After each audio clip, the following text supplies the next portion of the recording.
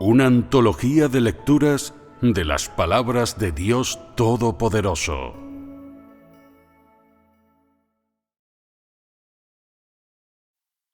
Dios mismo, el único. 4. La santidad de Dios. 1.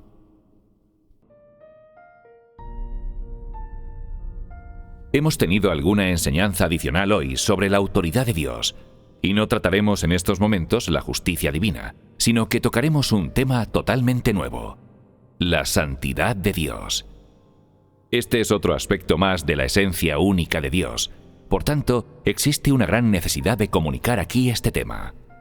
Este aspecto de la esencia de Dios del que hablaré, junto con los otros dos aspectos de los que hablamos con anterioridad sobre el carácter justo de Dios y la autoridad de Dios, ¿son todos ellos únicos?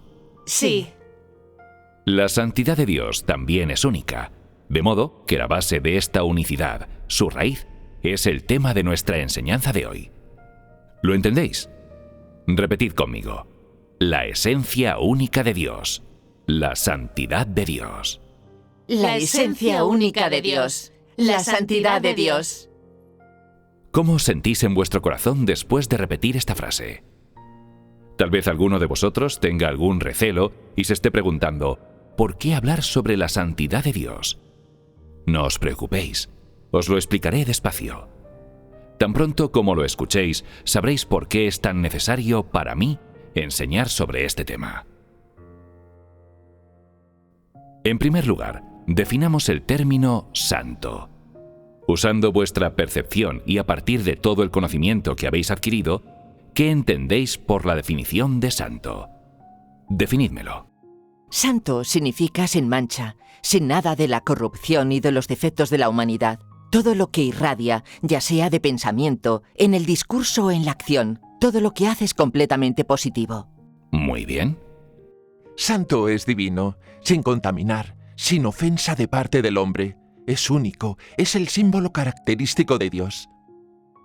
Santo es sin mancha, y es un aspecto del carácter divino y sin ofensa.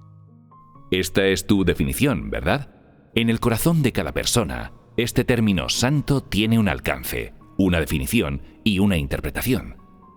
Como mínimo, cuando veis la palabra santo, vuestra mente no está vacía. Tenéis una cierta dimensión para esta palabra, y la interpretación que algunas personas hacen de esta definición se acerca al uso de este término para definir la esencia del carácter de Dios. Esto está muy bien. La mayoría de los seres humanos creen que santo es positivo y es algo que podemos afirmar. Sin embargo, no definiremos ni explicaremos meramente la santidad de Dios, de la que os quiero comunicar hoy. En su lugar, usaré algunos hechos para la verificación que te permita ver por qué digo que Dios es santo y por qué utilizo el término santo para describir su esencia. Para cuando acabemos esta reunión, sentirás que el uso de esta palabra para definir la esencia divina y para referirse a Dios es a la vez bien merecido y de lo más apropiado. Como mínimo, hasta donde llegan los idiomas actuales, utilizar este término para referirse a Dios es particularmente apto. Es la única palabra del lenguaje humano más adecuada para aludir a Él. No es una palabra vacía cuando se usa en alusión a Dios, ni es una alabanza sin razón, ni un cumplido hueco. El propósito de nuestra reunión es permitir que toda persona reconozca la verdad de la existencia de este aspecto de la esencia de Dios. Él no le teme a la comprensión de las personas, sino solo a sus malentendidos. Él desea que todas las personas conozcan su esencia, así como lo que Él tiene y es. Así que cada vez que mencionamos un aspecto de su esencia, podemos apelar a muchos hechos que permitan que las personas vean que este aspecto de ella existe de verdad y que es muy cierta y muy real. Ahora que tenemos una definición de la palabra santo, pongamos algunos ejemplos. En las nociones que tienen las personas, les resulta fácil imaginar muchas cosas y personas santas. Por ejemplo, ¿definen los diccionarios de la humanidad a los chicos y chicas vírgenes como santos? ¿De verdad son santos? No. ¿Son este presunto santo y el santo que comunicaremos hoy el mismo? No. Considerando a aquellos de entre las personas que tengan una alta moral, con un discurso refinado y culto, que nunca le han hecho daño a nadie, quienes, al hablar, hacen que otros se sientan cómodos y agradables, ¿son santos? ¿Son santos aquellos que hacen el bien a menudo? ¿Son caritativos y proporcionan gran ayuda a los demás? ¿Los que aportan mucho disfrute a la vida de las personas? No. ¿Y los que no albergan pensamientos egoístas hacia los demás, que no tienen duras exigencias con respecto a otros, que toleran a cualquiera? ¿Y los que nunca han tenido una disputa con nadie ni se han aprovechado de nadie? ¿Son santos los que trabajan por el bien de otros, los benefician y aportan edificación a los demás de todas las formas? ¿Son santos los que entregan los ahorros de toda su vida a otros y llevan una vida sencilla, que son estrictos consigo mismos, pero tratan a los demás con tolerancia? No. Recordad que vuestra madre se preocupaba por vosotros y os cuidaba de todas las maneras concebibles. ¿Son santas? ¿Los ídolos que apreciáis, sean personas famosas, estrellas o gente importante, son santos? No. Todos ciertamente lo son.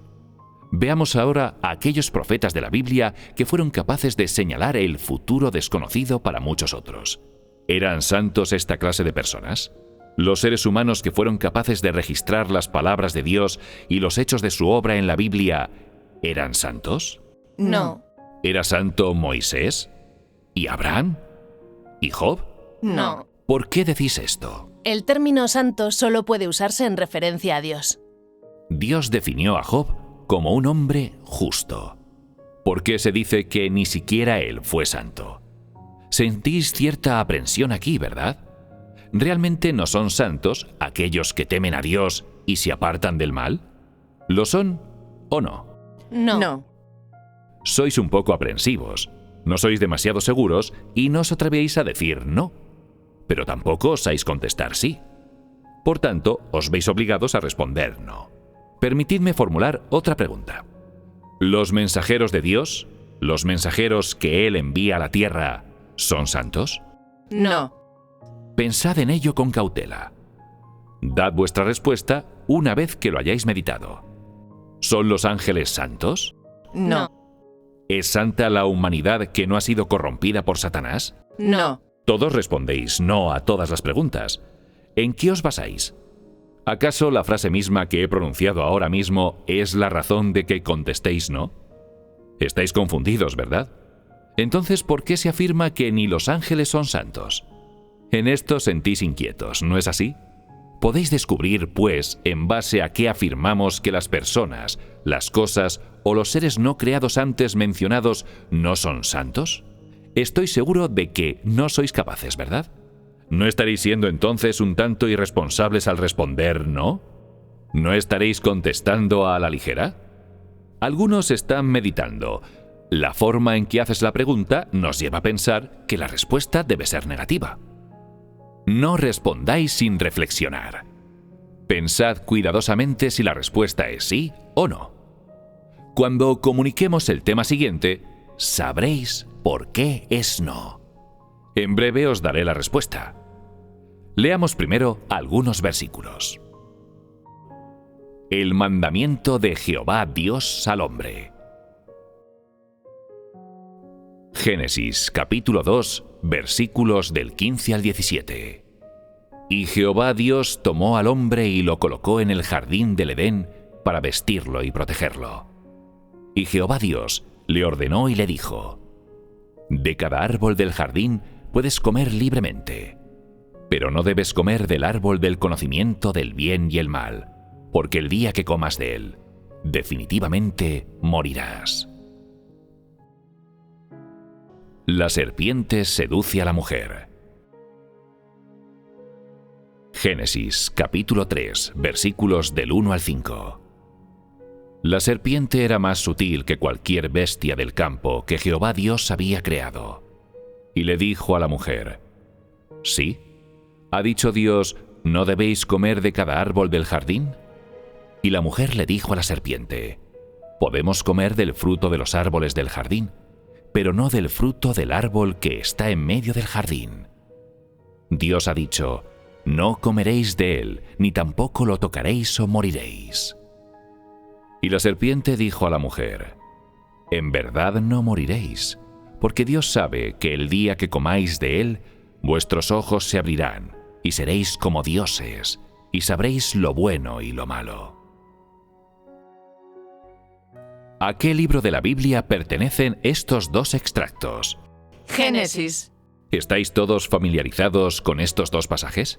Esto es algo que sucedió en el principio, cuando se creó a la humanidad. Fue un suceso real. En primer lugar, consideremos qué tipo de mandamiento le dio Jehová Dios a Adán y Eva, ya que el contenido de este mandato es muy importante para nuestro tema de hoy. Y Jehová Dios le ordenó y le dijo. Sigue leyendo el pasaje siguiente. De cada árbol del jardín puedes comer libremente, pero no debes comer del árbol del conocimiento del bien y el mal, porque el día que comas de él, definitivamente morirás. ¿Qué contiene el mandamiento que Dios le dio al hombre en este pasaje?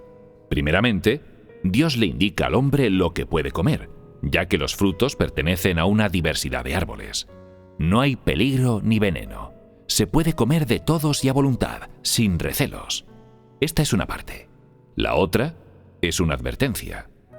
¿De qué árbol se le indica al hombre que no puede comer el fruto? El árbol del conocimiento del bien y del mal. No debe comer el fruto del árbol del conocimiento del bien y del mal. ¿Qué ocurrirá si lo hace? Ciertamente morirá. Dios le dijo al hombre: Si comes de él, ciertamente morirás. ¿Son estas palabras directas? Sí. Si Dios te dijo esto, pero no entendiste el por qué, lo tratarías como una norma o un mandato que debes seguir. ¿Debería obedecerse o no? Pero sea que el hombre pueda o no seguir esta regla, las palabras de Dios son inequívocas. Dios le dijo al hombre con toda claridad lo que podía comer y lo que no, y qué sucedería si comía lo que no debía. ¿Has visto algo del carácter de Dios en estas breves palabras que Él pronunció? ¿Son estas palabras de Dios ciertas? Sí. ¿Hay algún engaño? No. ¿Hay alguna falsedad? No. ¿Hay algo amenazante? No.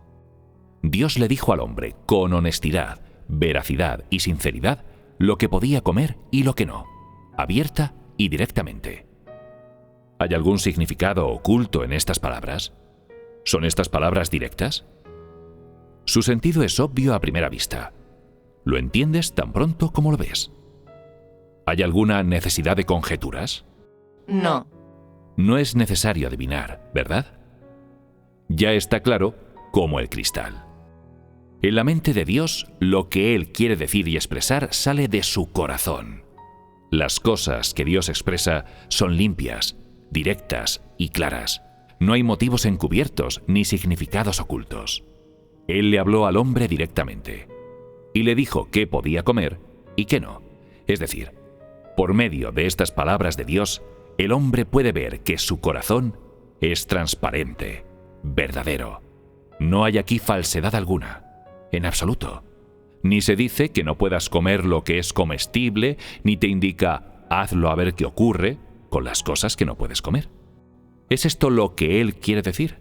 No. No. Todo lo que Dios piensa en su corazón es lo que dice. Si digo que Dios es santo, porque se muestra y se revela en estas palabras, de esta forma, podría sentir en cierto modo que he hecho una montaña de un grano de arena, o que he estirado mi interpretación y he llegado demasiado lejos. Si es así, no te preocupes. No hemos acabado aún. Hablemos sobre la serpiente seduce a la mujer. ¿Quién es la serpiente? Satanás. Satanás interpreta un papel de contraste en el plan de gestión de Dios de 6000 años, y es un papel que no podemos dejar de mencionar cuando hablamos de la santidad de Dios. ¿Por qué digo esto? Si no conoces el mal y la corrupción de Satanás ni su naturaleza, entonces no tienes manera alguna de reconocerle, ni puedes saber realmente lo que es la santidad. En medio de la confusión, las personas creen que lo que Satanás hace es correcto, porque viven dentro de este tipo de carácter corrupto. Sin contraste, sin nada con qué compararlo, no puedes saber lo que es la santidad. Por tanto, es necesario mencionar este tema aquí. No lo hemos arrancado de la nada, sino que sus palabras y sus hechos nos harán ver cómo actúa Satanás, cómo corrompe a la humanidad, qué tipo de naturaleza tiene y cómo es su rostro. ¿Qué fue, pues, lo que esta mujer le dijo a la serpiente? Le relató lo que Jehová Dios le había dicho. A juzgar por sus palabras, ¿confirmó la validez de todo lo que Dios le había indicado? No podía confirmarlo, ¿verdad? Como alguien que acababa de ser creado, no tenía capacidad alguna de discernir el bien del mal, ni de reconocer nada a su alrededor. Las palabras que le dirigió a la serpiente nos dice que no había confirmado en su corazón la veracidad de las palabras de Dios. Su actitud era escéptica. Por tanto, cuando la serpiente vio que la mujer no tenía una actitud definida hacia el pronunciamiento divino, le dijo: «En verdad, no moriréis, porque Dios sabe que el día que comáis de él, vuestros ojos se abrirán y seréis como dioses, y sabréis lo bueno y lo malo». ¿Hay algo de malo en estas palabras? Cuando habéis acabado de leer esta frase, ¿habéis captado algún sentido de las intenciones de la serpiente? Sí. ¿Qué intenciones tiene la serpiente? Tentar al hombre para que cometa pecado. Quiere tentar a esta mujer para impedirle que preste atención a las palabras de Dios. ¿Pero habló directamente? No. No lo hizo. De modo que podemos decir que es muy astuta. Expresa su significado de una forma taimada y evasiva, con el fin de lograr su pretendido objetivo, que mantiene oculto del hombre dentro de sí misma. Es el ingenio de la serpiente. Satanás siempre ha hablado y actuado de esta forma. Afirma: «No moriréis», sin confirmar en un sentido o en otro. Sin embargo, al oírlo, ¿se emocionó el corazón de esta ignorante mujer? Sí. La serpiente estaba complacida porque sus palabras habían tenido el efecto deseado. Esa era su astuta intención. Además, al prometer un resultado que al hombre le pareció bueno, la sedujo añadiendo: «El día que comáis de él, vuestros ojos se abrirán». Y ella medita: «Que se abran mis ojos es algo bueno». La serpiente pronuncia a continuación mejores palabras, unas desconocidas para el hombre, palabras que ejercen un gran poder de tentación sobre aquellos que las oyen. «Seréis como dioses y sabréis lo bueno y lo malo». ¿Son estas palabras fuertemente seductoras para ella? Sí. Es como si alguien te dijera: «Tu rostro tiene una forma maravillosa, con solo acortar un poco el puente de la nariz, pero si te arreglas eso, serás una belleza de nivel mundial». Para alguien que nunca ha querido hacerse una cirugía estética, ¿no se emocionaría su corazón oyendo estas palabras? Sí. ¿Son pues estas palabras seductoras? ¿Te resulta tentadora esta seducción? ¿Te pone a prueba? Sí. ¿Dice Dios cosas como estas? No. ¿Había algún indicio de esto en las palabras de Dios que acabamos de considerar? No. ¿Por qué? ¿Acaso dice Dios lo que piensa en su corazón? ¿Puede el hombre ver el corazón de Dios a través de sus palabras? Sí. Pero cuando la serpiente hubo dirigido estas palabras a la mujer, ¿pudiste ver su corazón? No.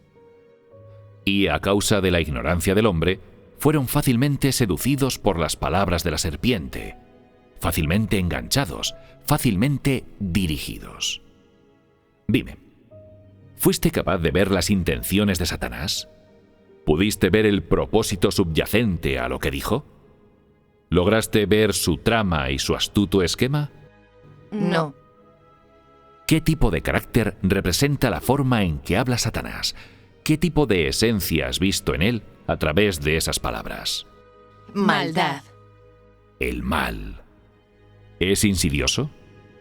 Quizás externamente te sonríe o no revela expresión alguna, pero en su corazón está calculando cómo conseguir su objetivo. Y es precisamente este objetivo el que tú eres incapaz de ver. Entonces te seducen todas las promesas que te hace, todas las ventajas de las que habla. Las ves como algo bueno, y sientes que lo que afirma es más útil, más importante que lo que Dios afirma. Cuando esto sucede, ¿no se convierte el hombre en un prisionero sumiso? Sí. ¿No es, pues, diabólico este medio que utiliza Satanás? Te dejas hundir muy abajo, sin mover un solo dedo. Con estas dos frases estás feliz de seguir con ello, de acatarlo. Ha conseguido su objetivo, ¿no es así? Sí. ¿Acaso no es siniestra esta intención? ¿Acaso no es este el rostro más primario de Satanás? Sí. De las palabras de Satanás, el hombre puede ver sus motivos siniestros, ver su abominable rostro y ver su esencia. ¿No es esto así? Sí. Al comparar estas frases, sin analizarlas, podría sentir como si las palabras de Jehová fueran aburridas, corrientes y comunes, que no merecieran armar un escándalo para alabar la sinceridad de Dios. Sin embargo, cuando tomamos las palabras de Satanás y su abominable rostro y los usamos a modo de contraste, ¿llevan los pronunciamientos de Dios mucho peso para la gente de hoy? Sí. Por medio de este contraste, el hombre puede sentir la pura impecabilidad de Dios. ¿Estoy en lo cierto cuando digo esto? Sí. Cada palabra que Satanás profiere, así como sus motivos, sus intenciones y su forma de hablar, todo ello está adulterado. ¿Cuál es la característica principal de su forma de hablar? Utiliza el equívoco para seducirte sin dejar que lo veas y sin permitir que disciernas cuál es su objetivo. Te deja morder el anzuelo haciendo que lo alabes y que cantes sus méritos. ¿Es este el caso? Sí. ¿No es esta la estratagema constante de Satanás? Sí.